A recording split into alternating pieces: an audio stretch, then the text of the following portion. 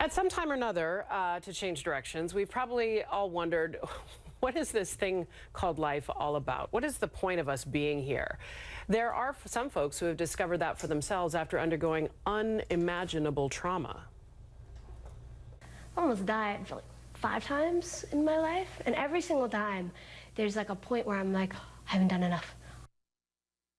We're going to take a look at how some of these people overcame those odds and what they can teach us with a very special new project from a friend of our show coming up next.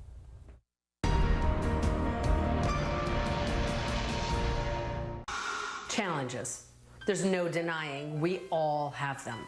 These are the stories of ordinary people facing extraordinary challenges and emerging better on the other side. The verdict itself did not help me feel any better. What was helpful was being able to stand up in front of a courtroom. I did not have the power to say no. I was still paralyzed. I'm exactly as paralyzed today as I was 13 years ago when I hit the ground. I laid down in the middle of my kitchen floor like this, and I started praying to God, beam me up, please.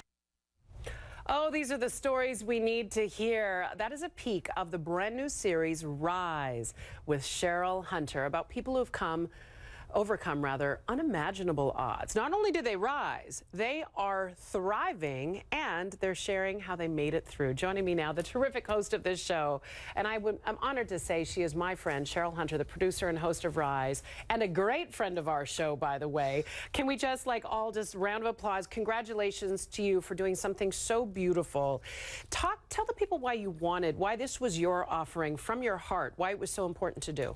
Well, as soon as I started telling my story, and I'm a kidnap survivor, as you know, but as soon as I started finally sharing what had happened to me, people started coming from everywhere and saying, coming out of the woodwork.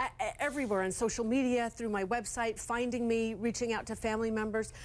I finally feel like I can speak about what happened. Yes. And such extraordinary stories, I thought, I've got to find a way to share these. My own journey, the way that I first saw the light at the end of the tunnel afterward, I thought, I can't be the only person who has gone through something unimaginable yet unexpected. But there's a tendency to think that you are, and that feels very isolating in your already traumatized state. And I was hiding what had happened, and I thought, I can't talk about it or people will know that I'm damaged. I was a teenager at the time. It was the best I could come up with.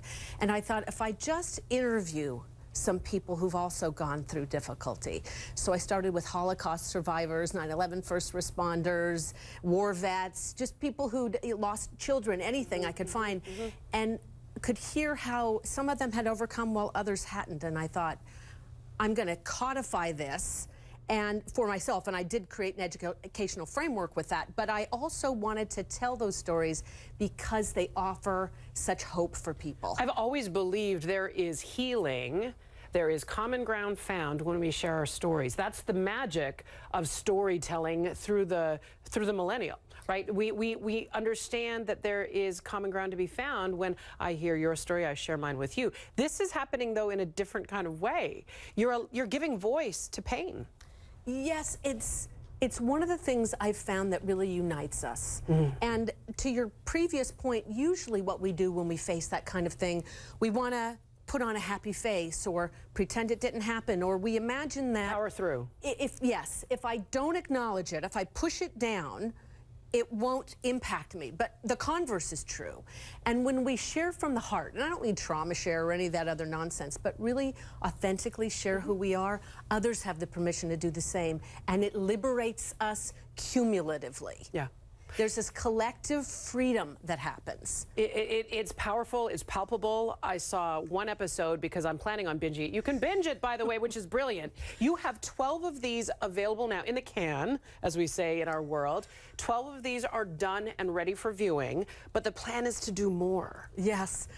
As I even started interviewing people for these, there were more stories that I could possibly tell. And I thought, let me start with 12. Yeah.